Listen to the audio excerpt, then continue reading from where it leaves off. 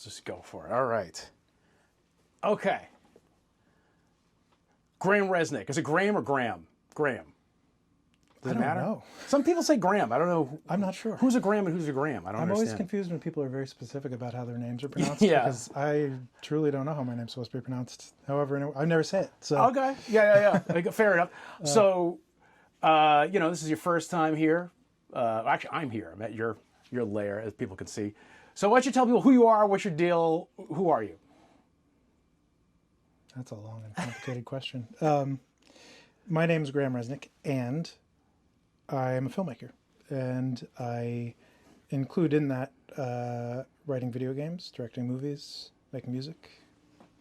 Okay, yeah, so I was going to ask you that because your LinkedIn describes you as a filmmaker. I have a LinkedIn. You do. LinkedIn, my two favorite social networks are LinkedIn and Yelp. That's how washed I am. I love those two social networks. I signed up for LinkedIn, I think, in 2008, and I think I've logged into it maybe 6 times. Okay. And it's for no other reason than I just forget that it's there. Well, I guess, because you are a filmmaker primarily, Yeah. LinkedIn isn't that useful for film? No, it's never really been that useful for film. I probably should use it more, but... Yeah, maybe. Well, it was handy for doing a little bit of research. Because I was going to ask you, since I'm a game developer, I interview a lot of game developers, and you worked on one of my favorite games, Until Dawn, which we'll talk about. So I guess you already answered my first question, which is, do you primarily consider yourself a filmmaker instead of a game developer or a narrative designer? Yeah, I would say filmmaker, but it's only because I feel like I would punch myself in the face if I called myself a storyteller. Mm-hmm. Yeah. I just I don't know a good way to say it. I am an omnivore. I'm a creative omnivore. I just like to do things. Mm-hmm. And filmmaking historically for me has been an umbrella in which I can do a lot of things. Okay. So, writing and making music and editing picture and directing actors and all of that stuff falls easily under the umbrella of filmmaking. And then that kind of bleeds over into games and game writing and narrative design, and it's so similar. I just kind of wrap it in my brain. But so prior to Until Dawn, you didn't have any game development experience. No. So how did you land that gig? How did you become the writer of Until Dawn? Or I guess there were two writers, right? Yes, thereby hangs a tale. Yeah.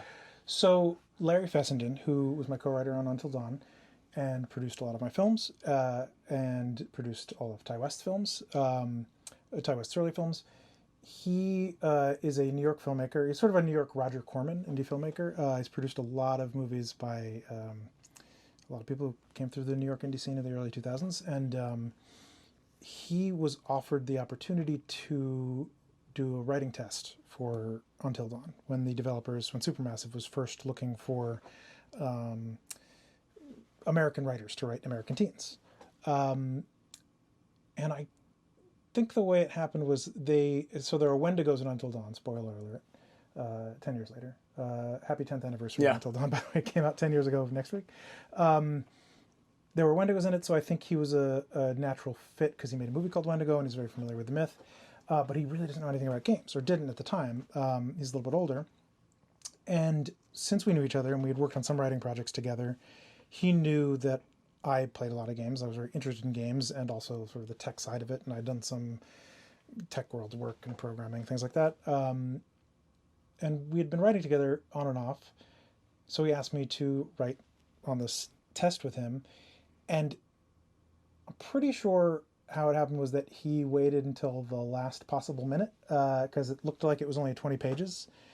And what he didn't realize, it was 20 pages of prompts that, when filled out with dialogue, would be about a feature-length script, like 2 hours,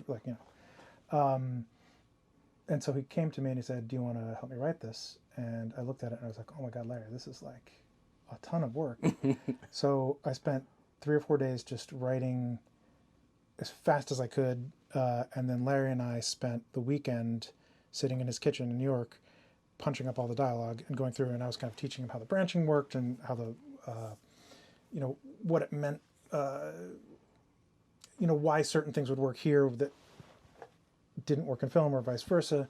And I was learning a lot from him about writing dialogue because I wouldn't have considered myself a good dialogue writer at that point.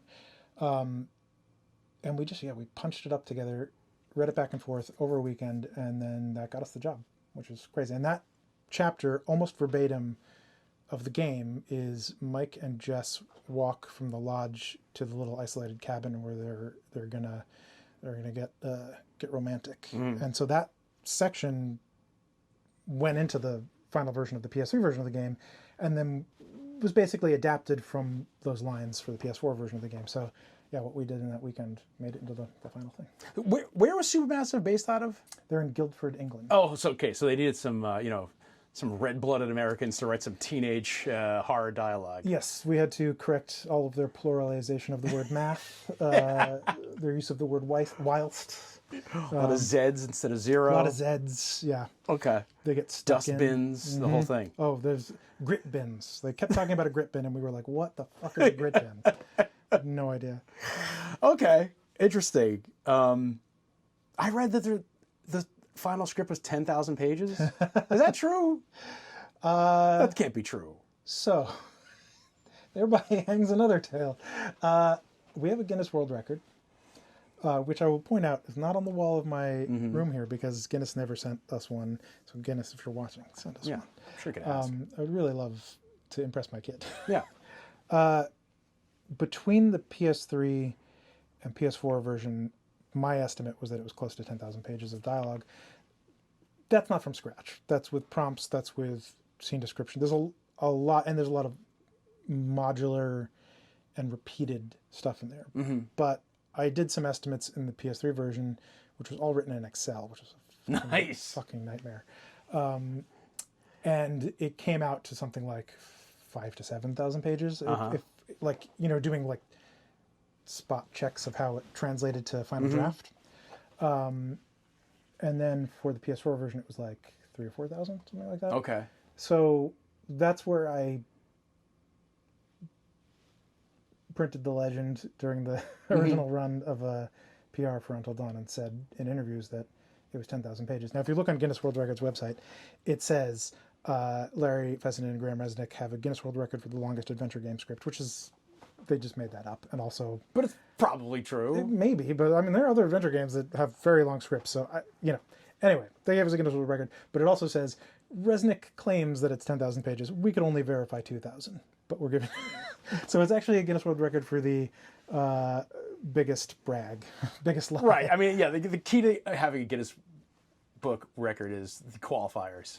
Apparently. Like, I used to work with a guy who had the Guinness World Record for jogging on a unicycle, which I thought was a lot of qualifiers. Yeah. He very specific. Yeah, he was a software developer. He's a game developer. He's still around, I think. But that was his claim to fame. Was gotta be in good shape. Yeah, he was in rocket shape back then. This was the '90s, but he was. I never actually saw him do it though. That's true. But he did. Unicycles have not existed since the '90s, so that. Yeah, I don't know. Maybe he was. But yeah, he had the world record for unicycling and juggling at the same time. That's. And still managed to be one of the greatest programmers I ever worked with. But anyway. So, yeah, So now I'm curious because, Until Dawn is a game, obviously, but it's really more of a movie than a game in some respects. So films are made entirely different from games. I've had personal experience with that clash of cultures and production styles. Like, did the filmmaking process, oh my God. Speaking of clashing, there's this issue, which... Let's get this. Do you want to pop it on one of these? Let's guys? pop it on. Let's go old school. Let's pop this on a. I like to keep the mishaps and the unedited versions of these interviews, but I think I'm finally done with this. All right, then we're back. Okay, and we're back. 2 clips. Let's go like this. It's not quite. Whatever. It's off angle a little bit, but you know what? Can I rotate this? Whatever. It's fine. All right, we're back. This time the camera will not fall off. This is great. Okay. So, post-camera mishap. So, okay. As we know, film and games are 2 different mediums. They're made in 2 different ways. I personally have had experience in working with film studios making games and the culture clash or production clash. They don't quite... film people don't understand how games are made and game people don't understand how films are made. So, with a game like Until Dawn, which is kind of like more a movie than a game, I would say, Yeah. is was there any kind of clash between production styles, or did the film production style inform the game production style and vice versa? Yeah, I would say there was a good faith effort on all sides to make them as compatible as possible. And it really helped that Will Biles and Pete Samuels, who were the sort of brain trust behind Until Dawn at Supermassive, Pete being the head of Supermassive at the time and Will Biles being the director of Until Dawn, they are huge movie fans and huge horror movie fans. And they also really respected Larry and I and our approach to indie filmmaking. Even though there was quite a bit more money for Until Dawn than there have been for many of the indie films we've worked on.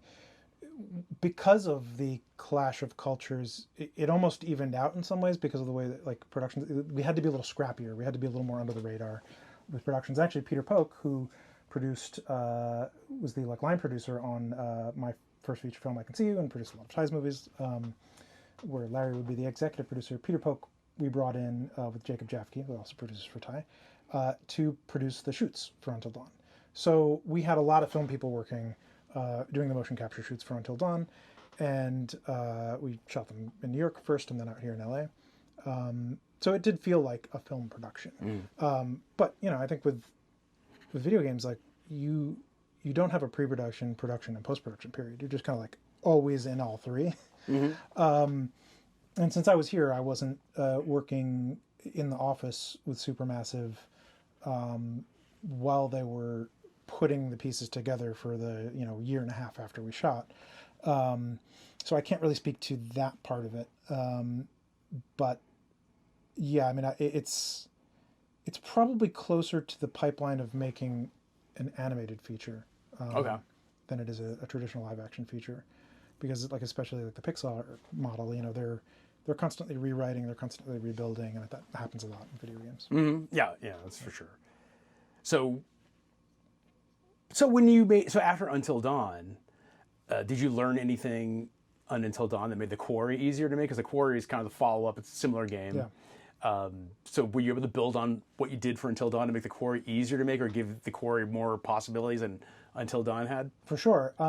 Starting with, there were production things, but also starting with the writing of the game. One of the things that Will Biles did, and his agenda for the Quarry, was learning from Until Dawn. And with Until Dawn, Larry and I were brought on for the PS3 version, the original PS3 version, which was fully mapped out, fully narratively designed. We were basically just writing dialogue.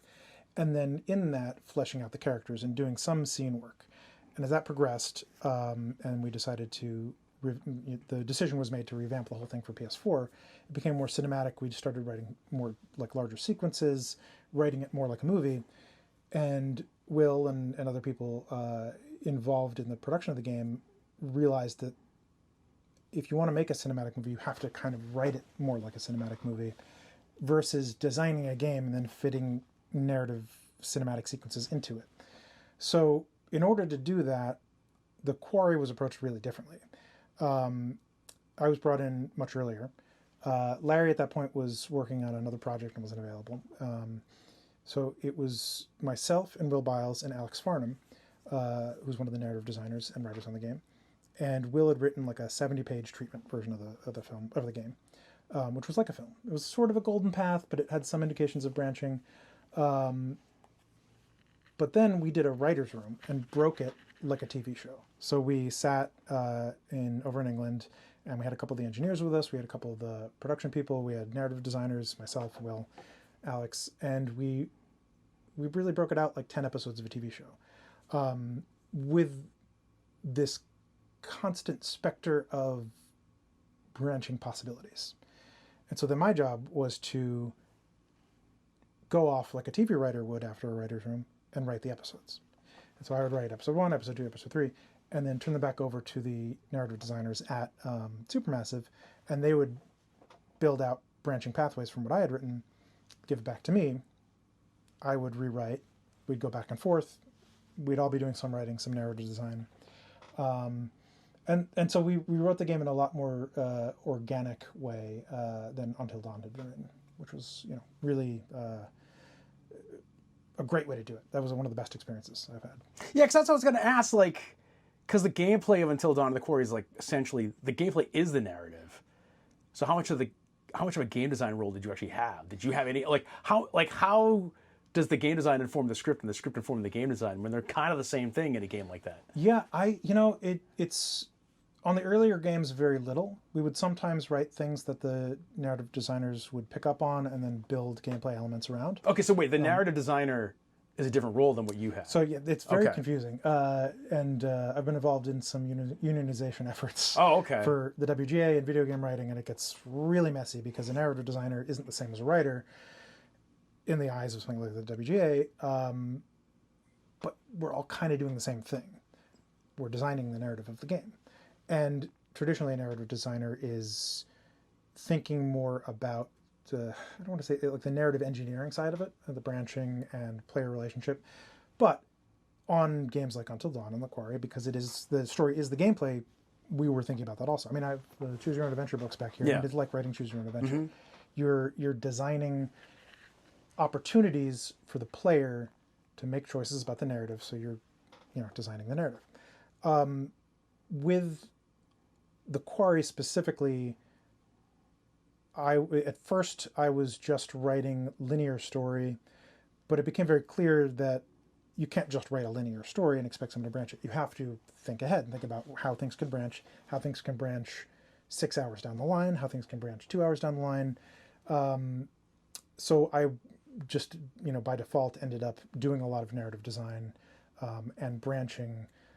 Even in my linear versions of the script, there would be like pathways drawn out and suggestions made, rough branch maps for things that the designers would work with me on and kind of figure out. And I'm trying to think if there's any specific examples that I can give from the game. But yeah, I mean, there are certain things where I would come up with a scene or a scenario in my linear versions, because when we broke the script in the writer's room, it was originally a 70-page document. It was not very long, 70-page script. And then we broke out the episodes, so to speak, the chapters, but I still had to fill in a lot of stuff. So there's a whole thing with a Radio Shack, which in the Quarry, I don't remember if anyone from the British team had gone to summer camp. I went every year growing up. Mm-hmm. So I tried to bring a lot of my summer camp experience to the Quarry. So the whole thing with the Radio Shack was, at first, one of my contributions in that section, I think the thing with the pool. And then the designers would build gameplay elements around that, and then I would reincorporate that stuff. So we'd go back and forth. That was to me, that was a very gratifying, organic experience, going back and forth with very in the weeds narrative designers and very traditional writing, and finding a really good middle ground where it's all kind of blended together. So would the game designers come up with let's say a puzzle, and they go back to you and say, hey, we have this puzzle where you gotta, I don't know, power up the radio, whatever the case may be. Can you please write us a scenario for this or a scene for this? Yeah, for the most part. Sometimes they would come back and have it written out the way that they saw it, and then I would have to rectify that against how I thought the characters needed to work in that moment. But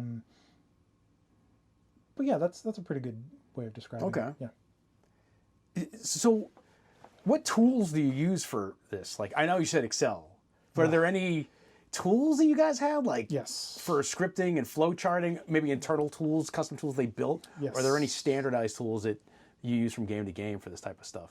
There is a tool that was built internally at Supermassive. I believe it's called the storyboard tool. We called it the flow tool. It's essentially like a giant flow chart. It's like many other gaming mapping systems, but they had set it up in such a way that it could interface with their builds of the game really naturally. So it was, and because it was all internal, they could do that. And it used Final Draft functionality, so we could write within it. So basically, and we could incorporate storyboards. So basically, we could look at a giant flowchart of the game with all of the modifiers, all of the choice points. Each little section, each little node, each little modular piece of a scene would have, a a field where you could open it up, and it's basically a final draft document that you can edit and then import and export to Final Draft. So we didn't have to work on it if we didn't want to, because it didn't really run well on Mac, and I like to write on Mac. And then you could also see the storyboards as they're being written. So the storyboard artists would also be working on their material concurrent to the writing, so we'd go back and forth with that. So we would see the storyboards, and the game would, you could run the game in this program with a PlayStation controller. Plug it in, start playing the game, and you're just seeing storyboards instead of the actual final, runtime, generated stuff. And you could do robo voice, or you could do, subtitles. So we could play out sections of the game, see how they felt, see if they were dragging, see if they were compelling, see if sometimes the game would get so modular down to parts of sentences that you really had to be writing in a configuration like this, because otherwise you would suddenly get a version of the scene where every second sentence would start with the word "and." Yeah. And you're like, oh shit, we got to make that more modular, and that tool was a absolute lifesaver, and really fantastic way to work. Okay. So after those games, like Supermassive, they did some other narrative games. You worked on them, and one of them was the casting of Frank Stone, which is in the Dead by Daylight universe. Is it trickier to make a game like this using somebody else's IP because of the dynamic nature of the story? You gotta go get approval or whatever for every little thing you want to do? Yeah, that one was interesting. That's one of the more recent ones I've written, and I came onto that one very late. Okay. So I was more or less writing dialogue on that and developing characters. But there were certain things on that were approved and fine until the very last second, and then suddenly they had to be changed, so we were having to work on the fly. So the way that the narrative integrated with the IP happened before I came onto it, but we were very aware of the internal logic of Dead by Daylight IP, and I've done some other work with big IPs, done some work for PUBG, and they have a whole world of lore that is always, even the smallest thing you have to reference and see how it fits in. And, that can be really challenging, but it also makes things easy sometimes, because you're just like, well, does this fit? No. Right. Move on. Or does this fit? Okay, good. It does, rather than just having a blank canvas. Yeah, I saw on my favorite social network, LinkedIn, I saw somebody post about how Friday the 13th, the rights have gone back, and there's talk of a new game. Right. And I'm like, they should call you. That'd be amazing. That'd be fun. Like an actual Friday the 13th, maybe even a canon sequel that's actually a game. Oh, man, yeah. That would be fun to work on. Whoever's got the rights, call this guy. Yeah, I've got a phone around here somewhere. I actually think I made a call. I might even have tagged you in the post, but you're not on LinkedIn. Oh, yeah, I didn't see it. I think I tagged you. I said somebody should call him. Yeah. So, did you? I didn't really check it out much, but I read about it. Did you check out the Until Dawn remake at all? I feel like it wasn't made by Supermassive, and no, they did some changes to the camera and everything. I was wondering if any of those were things that were on the cutting room floor of the original version. Unthinkably, I don't have a PS5. So okay. I didn't. I just missed it during the pandemic when they were really hard to get, and now I'm like, well, it's 4 years in. Do I need to buy? Well, I can get the Pro. Yeah, I get the PS5 Pro. So I didn't check it out only for that reason.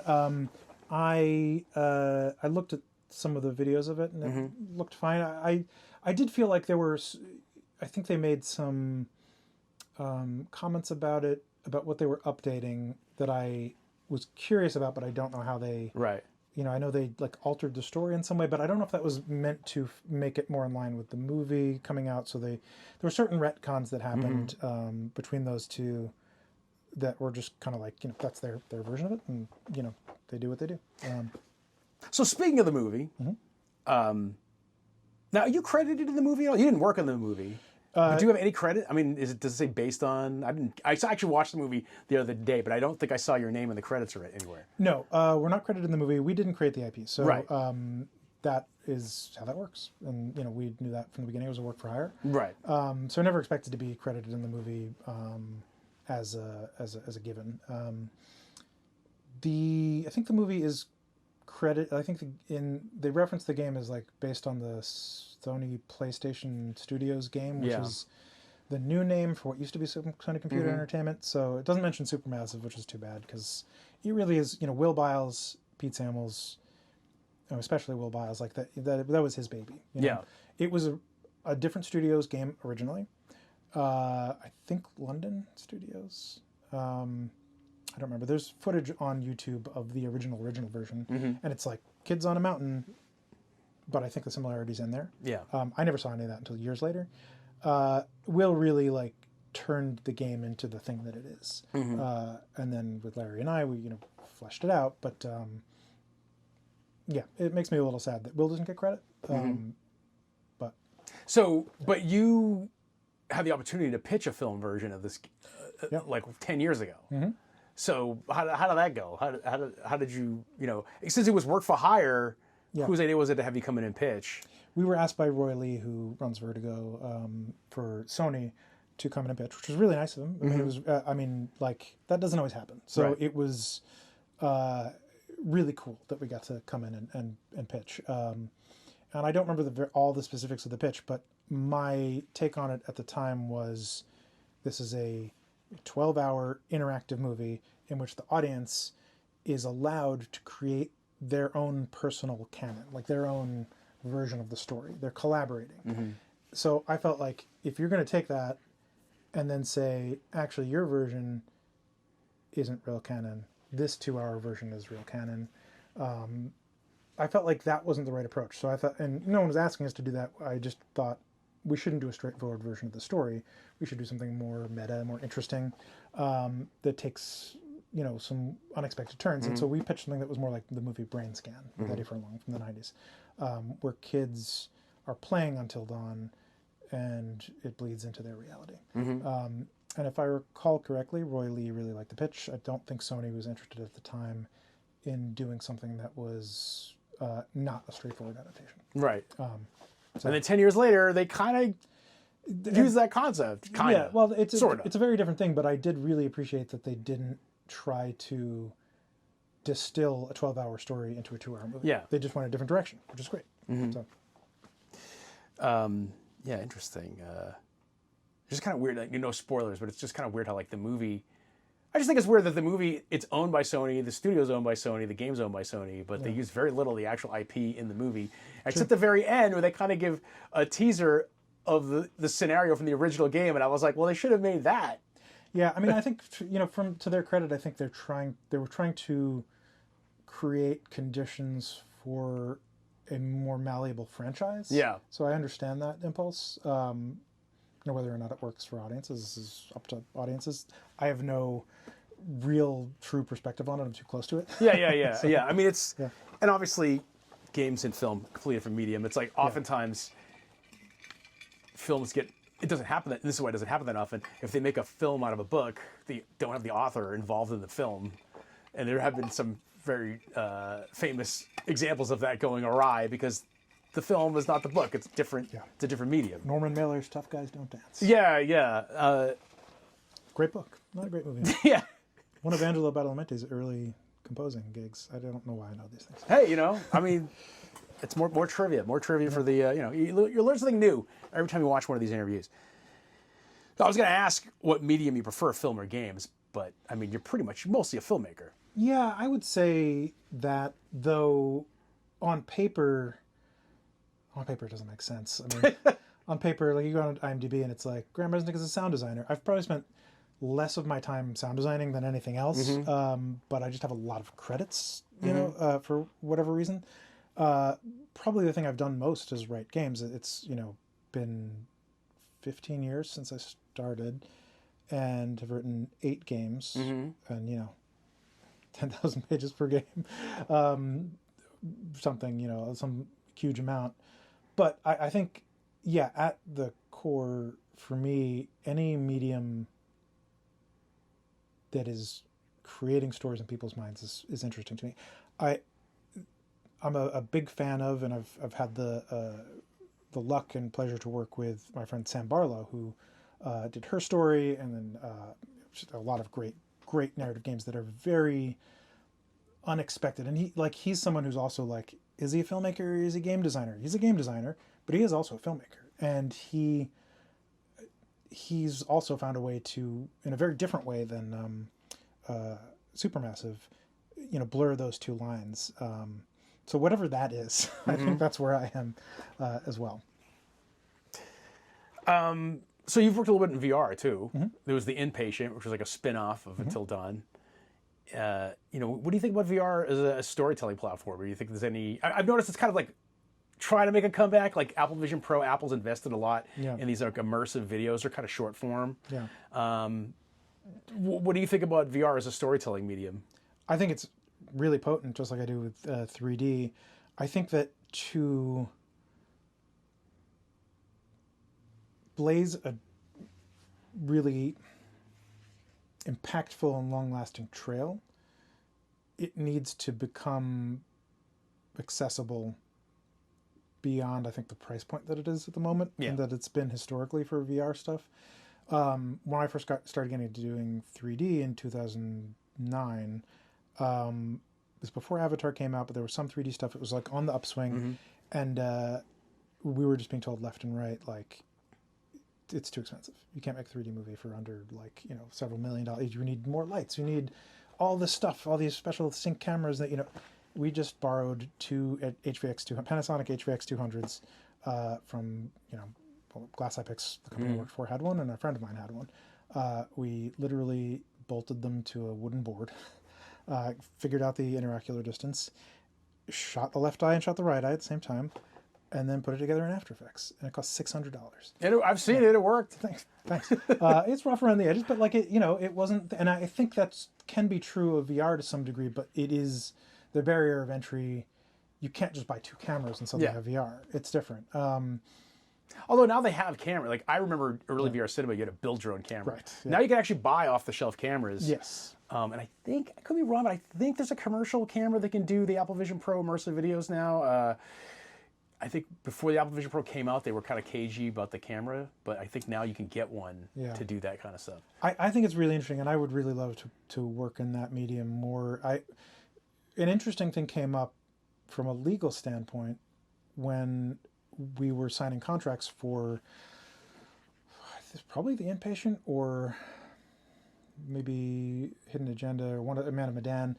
There were exclusivity clauses in those contracts, and one of the things that was a sticking point at the time was that we couldn't work in interactive, but I was involved with a bunch of VR development, linear video VR development. So they weren't games, they were linear stories, but I wanted the word interactive struck from our exclusivity content and replaced with like video game company, because to me anything in VR is interactive. Yeah, you could look you're around, choosing where to look. You're choosing what to focus on. Therefore, it's interactive. So it's not entirely passive. So yeah, I mean, I feel like it's really, I don't know. There's a lot of unexplored potential there that I hope we get to see some interesting. Yeah, I always think about that movie. Do you ever see the movie Hardcore Henry? Is that the movie? I remember it, but I didn't see it. Yeah. I thought that movie was great. POV, right? Like, yeah, the entire movie was POV. Yeah. But of course, it's a movie, so it moves to where you're looking, where he's looking at all times. But there just was one part of the movie. A spoiler alert! But there was a part of the movie where, like, towards the end, he's trapped in this building, and these bad guys are just crashing through the windows, coming after him. And he's shooting at him, and I was watching the movie, and I was like, I empathize with that. I've been in that situation many times in a video game. Yeah, because the whole movie was like a video game. Yeah. Do you remember in The Beach, that one part where Leonardo DiCaprio thinks he's in Doom? You know what? I have not seen. Now I'm going to watch the movie. I have not actually seen that movie. I haven't seen it since the theater, but I always remember that part. And it was like, this works as a gimmick. Could this work as a real thing? Well, there was the Doom movie where they did the brief first person mode, which is the best part of the movie. I prefer the novelization of Doom. Yes. I'm sure they'll give it another try. It's my preferred medium for dooming. Yeah. It even runs on books. Yeah, it runs on everything.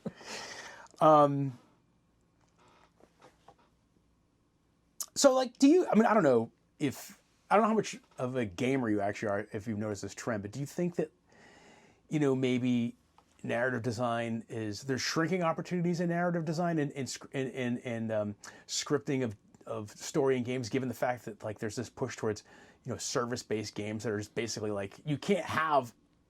They've tried it, but you can't have a narrative-based game that's like a game as a service that needs constant content updates, right? It's like you need some sort of algorithmic, Yeah, I think they tried you know, the loot Silent box Hill. dynamic. Yeah, I don't. The game industry and opportunities seem so volatile Yeah. and hard to predict that I'm not really sure. You know what individual things impact the availability or prevalence of one type of rating versus another, just from my own experience and perspective. But I feel like it, you know, it ebbs and flows. I mean, when we did Until Dawn, no one wanted it. No one wanted narrative games at all. They like it was just like early previews. People thought it was interesting and cool, but they were like, "This is a walking simulator. Why would I want to play this?" Then, you know, right before Until Dawn came out, Life is Strange came out, and that was doing really well. And then Until Dawn came out, you know, developed concurrently, but kind of doing a similar thing. Yeah. And did way better than people expected. I think in part because of old YouTube Let's Plays, like people streaming it. And so, like, no one could have predicted that being like what made it, you know, take off. And then for a while, you would see a lot of really narrative stuff. And I feel like that's tapered off, but I don't know why. I do feel like, you know, I always think about it like this, like when I sit down at night after I've had a long day and I put my kid to sleep now because I have a kid and I'm an adult and I'm tired. Do I want to watch something or play something or both? Or watch something while I'm playing something? And like they're all valid things that, depending on the evening, I feel like doing. 20 or 30 years ago, people didn't grow up with games, but we've all grown up with games now. Like anybody who's, you know, in their 50s or younger has grown up with games being part of their life for their whole life. So when I unwind, like, gaming is a equally important part, you know, to like my unwinding as like any other thing. So I feel like there will always be a need for narrative games, just from that perspective, that point of view, like the daily use, stay, you know, day in, day out kind of life thing. But that doesn't always drive where the money comes from. So Well, I just feel like Hollywood, and you know, my friends who work in film, I'm somewhat envious of how films get made versus games, because it blows my mind how films get made. You know, because a lot of them get made on an idea. Yeah. And then they just sign a deal, and then somehow the movie gets made. Whereas, like, I've very rarely seen games approved in that way. Yeah. But it seems like Hollywood has a much more predictive model to look at a narrative and go, "Oh, I think this will work." Yeah. Whereas, like, in games, the narrative is just one part of the game. Right. There's so many different elements that go into whether this game will be successful that it's harder to sort of justify developing that kind of a game. Right, exactly. And, you know, like when you look at something that's like a first-person shooter or a multiplayer game or any online service, yeah, there's like a back end to what the game is that keeps that business model alive. You're creating an engine for a business model versus a narrative game, which is like you're creating an experience that it's not exactly the same, but it's like you're selling tickets to, you know, and you'll play a few times, once, twice. But it's not a sustainable thing. So I do feel like, you know, Until Dawn, The Quarry, those were 10, 12-hour games. And I think people were frustrated at the time because they were short compared to what you would spend $50, $60 on for like a Final Fantasy or something. You know, it was like a 100-hour game. Yeah. But you know, and just going back to like the idea of like what I feel like doing at night, like my biggest frustration with narrative games is not having any idea where I am in the narrative. Like when I'm watching a movie or a TV show, I know where I am in the narrative. I know that I'm 40 minutes in, and I know there's probably 10 minutes left. In a game, I might have no idea. Yeah. And so you don't know, like that is friction to me. So I feel like there is an unexplored potential of like 2-hour narrative games that have a lot of branching, a lot of, you know, viability for replayability, and doing really interesting things that we've done previously in the Quarry and Until Dawn, those kind of longer games. I think the supermassive game series, The Dark Pictures, which I worked on the first one, those are 5-ish hour games. The problem, and so that you know, is to me like an interesting step towards a shorter, more manageable experience. But the problem is that the games are so expensive. They're way more expensive to make a game like Until Dawn or the Quarry. I don't think you could make a 2-hour one and sell it for the same price, and like people would be very frustrated that it was only 2 hours.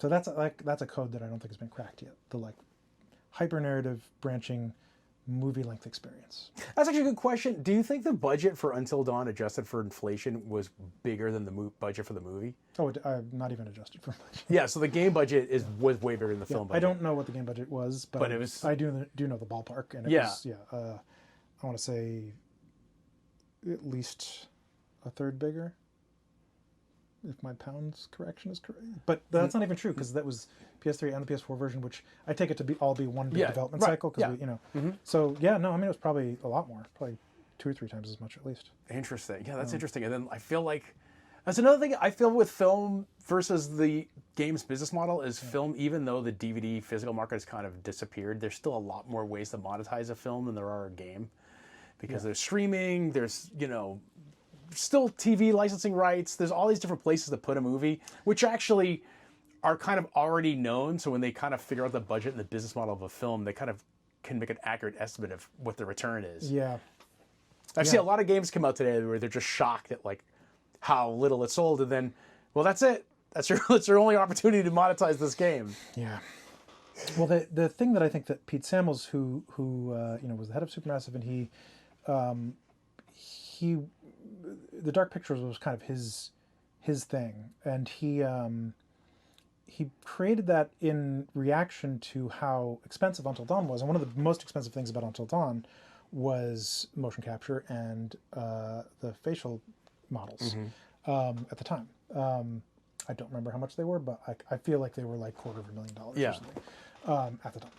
And so the idea behind the Dark Pictures was, you'll have 1 or 2 people in each game that are like the ringer for that game, but the rest of the cast will be different actors, but the same models.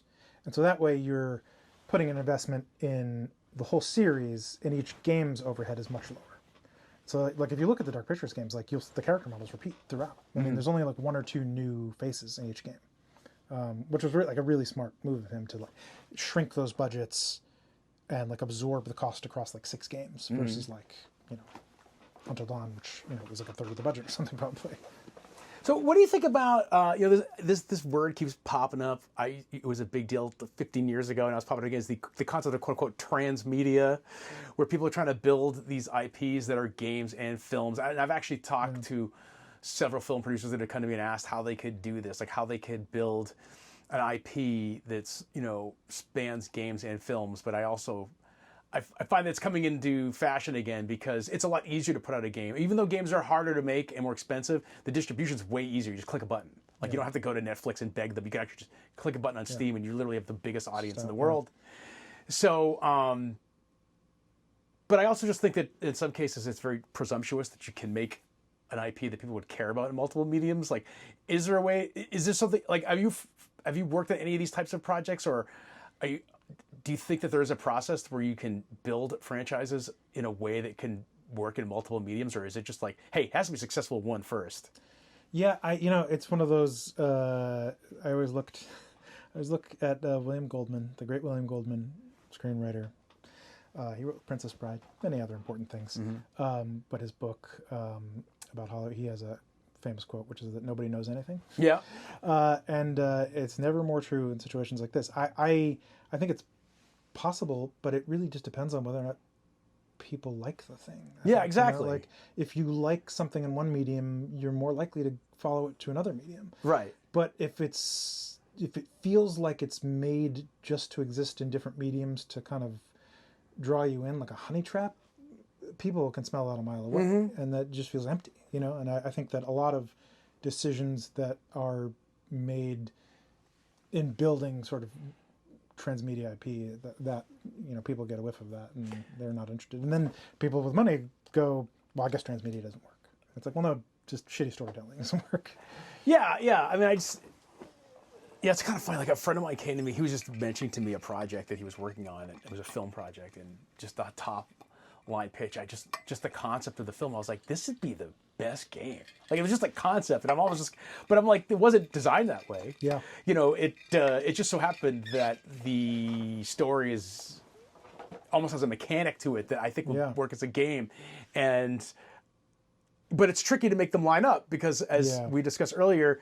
A movie could be in development for 10 years and you can spend no money on it until the last year of production. Whereas a game, when you start making it, you're immediately spending money because you need to start working on it. You need to start programming, doing the art, everything. There's no like development hell for a game. Yeah, one person can be toiling away on a screenplay thanklessly with no money, I say with 1,000-yard stare. Yeah. But, you know, as soon as you start working on a game, you have employees. That's what, but that's what, when they talk about in film, that's what development hell is, right? It's like nothing's being done. Yeah, and a lot of times, you know, that sort of expands to mean like things are being done, but it's just like it's like rearranging deck chairs on the Titanic. Right, it's not script, actually you know? making the movie. It's trying to make the things you need to make the movie, such as contracts, relationships. And sometimes you get the feeling that like this isn't actually ever going to happen, but we're all stuck having to do these moves, you know? Right. You know, which is a bummer. Yeah, so that's been my experience in the so-called transmedia world. Is the two production processes and timelines do not line up at all, and you kind of have to make one before the other. Yeah, I mean, I wish it was a little more organic, the way that different mediums kind of bled into each other, because it's another thing like VR. I mean, there's just a lot of interesting opportunity for that, but I also think that like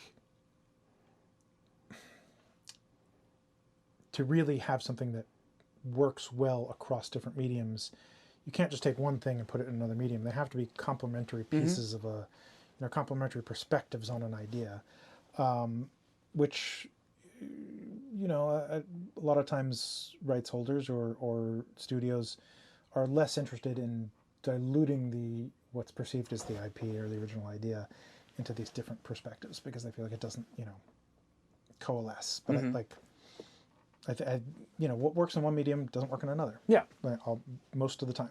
Yeah. You know, the medium is the message. It's a story written for a novel will not work the same if you just film the words of the novel. You have to translate it into a language that works for film, and sometimes that means translating the concept. Right. Yeah, I mean, I have noticed that, you know, Hollywood may have run the comic book well dry, and I've noticed that a lot of announcements of video game adaptations, but we'll see how many of these actually get made. They're probably in development hell. Yeah, and, you know, video game adaptations, they've had a very strange history, as we all are aware, but, like, you know, just look at the two Marios. Yeah. Either ends of the spectrum. But, you know, I have a child, and she loves Mario, and we had a fun time at the movie. If someone said, "Hey, Graham Reznick, would you like to make a Mario movie?" That's not the movie I would have made. Right. But, you know, that's the movie that Nintendo wants the Mario movie to be. And to me, that felt like about as close to making a cutscene that's 2 hours that you could get. I feel like that's a missed opportunity. But I also understand from a business perspective, that is what Nintendo wanted. I also felt the movie was kind of in line with what Illumination makes. Yeah. It's not really... I kind of felt like it was basically what I would expect. Yeah. No, and like I don't begrudge that at all. Yeah. I think that you know, I mean, I always look at adaptations. I always look at Blade Runner and 2 Androids Dream of Electric Sheep. Yeah. You know, that's one of the greatest adaptations from one medium to another, because Ridley Scott and Hampton, you know, like the people who built the movie knew that they couldn't translate directly from Philip K. Dick's book. They took one sliver of the concepts in it and pieces of the plot, and they made something that was analogous to the book. It was just its own different thing. Yeah. Yeah. And that's true of games too. Yeah, I mean, it's, you know, I mean, which I guess is to say that, you know, Until Dawn's film adaptation, it not taking necessarily everything from the game. It doesn't have to. Yeah. It's just, you know, it's not necessary. No, I think that was a smart move on their part. Yeah. To not try to adapt the game directly. Interesting. Okay. So, all right. Well, I think we've covered a lot of ground here. Do you think is there anything you want to You got a new movie coming out, right? I mean, there's a couple of what are they working on now? Because I mean, it's been the last game you worked on was a couple of years ago, at least, right? So do you have any more games you're working on, or are you primarily doing film now? The last game that came out that I worked on was Casting of Frank Stone. Yeah. Yes. There have been things in and out that I'm not allowed to talk about, but yeah, I'll grab this from off camera. Oh yes, This is my movie. right. Hold up higher, up. There you go. I can see. Let's see which one the reversible is inside. Oh, it's the viewer. Ah yes. That's one of the. That's the 3D short film. So this is out on Vinegar Syndrome. That's the movie I made when I was 24. But it just came out on Blu-ray finally, which is nice. And if you have a 3D TV, you're gonna enjoy the 3D. I do. I watched it in 3D because I still have a 3D TV. Yeah. I have a 3D projector, and it's there's a. It really bums me out. Like, why couldn't they just add it to the 4K spec, even if nobody was going to use it? That's just the add it to the spec, guys. I know, and studios releasing movies in 3D, but not on Blu-ray. Now you have to. Now you have to watch it on Apple Vision Pro. That's the only way to watch 3D movies. That was weird. It's very frustrating. Well, yeah. So I have that. My sound design parallel life that I have along with game writing and filmmaking. There's a movie coming out called Rabbit Trap that stars Dev Patel by my friend Bryn Cheney for Spectrovision, and that is coming out September 12th. I don't know when this. Who knows when this comes out? It probably comes out in a week when I decide to edit. Oh, So- you know what? Actually, I forgot one last question, one last topic, because we've talked about this previously. Is AI, Oh yeah. artificial intelligence, which we briefly talked about a project using artificial intelligence as a narrative tool. Right. How do you feel about AI as a tool in narrative design or in writing or in the creative process? Like, I mean, I guess there's a couple ways as a tool, but also as a game design mechanic, like characters driven by LLMs somehow to have conversations. How do you feel about that? It's a very complicated question, I think. Partially because, and I know you understand this, so you're being careful about the way you're saying it. Well, I mean, I'm not being careful. Oh no, like specific. You're being specific. Whereas I think a lot of people say AI very generally, Right. And they don't. They don't know what it means. You obviously you do. AI has like always been a part of games. So Sure. there's always been generative elements to games. Well, I guess specifically though, LLMs, like Right. that's a new technology. So yeah. So Yes. having any generative element being a part of games for a long time, I think makes it hard to be opposed fundamentally to something like a large language Right. model. From a writing standpoint, it poses so many tricky challenges, and the thing you and I talked about was a really interesting way to approach those challenges. And I'm not fundamentally opposed to large language models being used in a gaming context, but I think that it would need to be heavily curated and heavily siloed by the people who are making the game.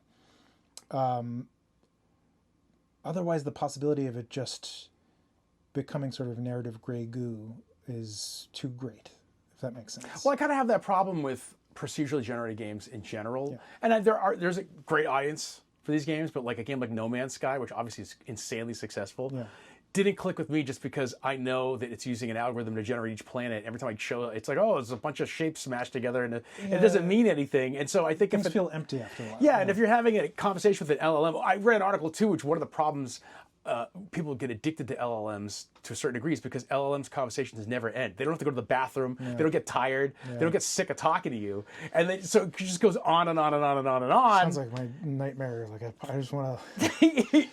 Yeah, so it's like there's no. I guess you could build this into the game mechanic, but it's just kind of like if you have an infinite conversation with the character in a game, I think at some point the game still needs to. I guess at some point you need to play along with the game. Like you're not trying to break the game, you're trying to play the game. But if the game allows you to do anything conversationally, you're really playing it. One of my biggest pushes in narrative design for the Quarry, for Until Dawn, for all the games in between, I didn't successfully push this through every time, but it was always the approach. Even on Until Dawn, it seemed to me that there's this possibility that you can play through the game and feel deeply unsatisfied because you don't have a sense of narrative meaning. Because it's not like playing a round of Call of Duty. It's not like playing, Rocket League or something. It's, you're not trying to win. You're trying to experience. And if we're, this might be different in the future, but we have all been trained to expect something from stories. Yeah. To expect something from narratives, to expect a meaning. And that doesn't mean like a moral of the story or a lesson, but to expect coming to a place where we get a certain amount of satisfaction in the closure, payoff, or of development, or of like, growth. And so I was trying to, like, and we talked about the difference between narrative design and writing, and this is where fundamentally I think they just bleed directly into each other. One of the things I really wanted to do was, and I still want to do this whenever I work on anything, is find thematic through lines that can be presented in the beginning and at the end, so that no matter what happens in the game, no matter what the player's experiences or choices are, they're able to kind of compare their growth from beginning to end and find a sense of narrative accomplishment. And it's hard to give good examples of this, but depending on the theme of the game, like there was one game we did called Hidden Agenda, which was a police procedural, and I think I've mentioned to you before, the game was truncated from what was originally written. So it's a weird example because it doesn't exist in the final version of the game, but in our writing of the game, we wanted to present some ideas at the beginning about trust and about loyalty. And depending on how you play the game, you could like fuck over your partner. You could you could be really good to your partner, and they could save your life later. And then the character might say that same same line about loyalty that they say at the beginning at the end, and it has wildly different meaning depending on how you played. And I think the problem with something that is narratively entirely procedurally generated is that, and because it's endless, you don't have that opportunity for a very curated sense of closure and payoff. It's a very long-winded way to say that. I think it's possible, but it's something I haven't seen done yet. So I think it'd be really interesting to see that play out and see if that is possible. Yeah, I also think there needs to be a little bit of a technological advancement. My guess is, my prediction, you hear it here first, I think the next generation of consoles, they're going to have an extra GPU in them to run LLMs locally.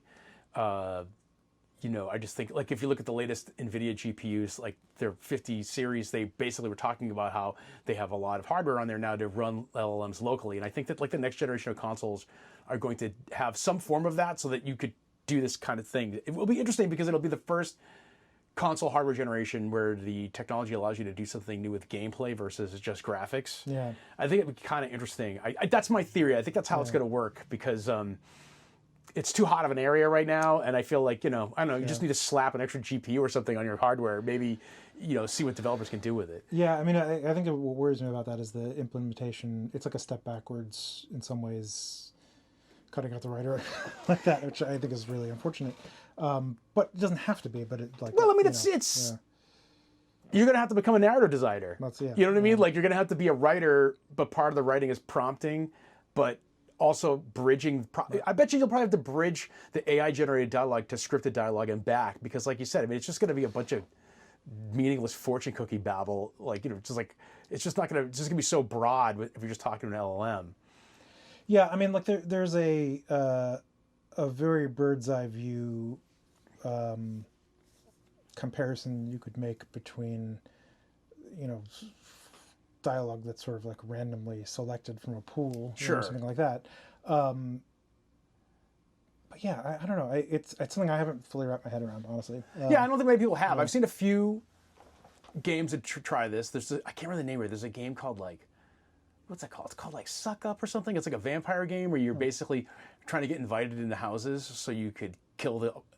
It's pretty funny. I wish I could remember the name of the game, but you basically walk around and you pick up stuff that you see in the city. It's like a cartoony kind of 3D game. You're like a kid, and you pick up a bunch of hats and stuff, and then you knock on people's doors, and then you try to make up a story like, oh, my football team left me stranded here. Can I come in and use the phone? And you try to convince the guy to let you in the house so that you can kill them because you're a vampire. Yeah. And you're having an LLM conversation, and it's actually pretty clever and pretty funny. But I also wonder if it's using, I don't know how it works. I don't know if it's using like OpenAI. It's actually quite expensive to use use the API calls, which is why I think you're not going to see a lot of this experimentation until you can run that stuff locally. Right, exactly. And and that's there's a whole host of other reasons why it's not a good idea to do it, Yeah. Open like that. It's really fascinating, and I like anything else, I think there's potential to it, and also potential to coexist with traditional writing. Sure. Which I think is really important. I have a very fundamental thing personally, and I think I'm not alone in feeling this way, but I go to art to see a reflection of the person who made it and their experience. So when I see things that are entirely AI, they feel very empty to me. So I but in the early days of AI, we were talking about this before with Midjourney, and when I was messing around with it, and other people were finding ways to push it into these sort of like monstrosities and things that are almost impossible to do now on image generators. You would see a reflection of the artist, and meaning the person who is trying to create the stuff through the computer, versus just a bland like prompt illustration. Yeah. Yeah, I don't know. I my opinions and feelings about AI, I think like a lot of people, are just constantly evolving and complex. Yeah. Yeah. Cool. Okay. Well, there we go. Pick up the movie. Everybody should go pick up The Vinegar Syndrome. Is this the first time it's ever been out? It was out on Kino years ago, so this is the first time in HD and the first time in proper 3D. Okay. Okay, very cool. Are you going to make another? Now that's your directorial. Did you direct that? That was my directorial debut. That's your directorial debut. You're going to direct another movie? Yeah, well, I did a TV show called Dead Wax for Shudder a couple years ago, which was about 2 hours. So it's like a movie. Sure. But yeah, constantly hustling. So anybody's got a couple 100,000 lying around. Yeah, everybody needs a tax write-off. Yeah. I got a couple movies in me. All right, cool. This is cool. It was a great conversation, Yeah, and hope people get something out of it. Cool. Awesome.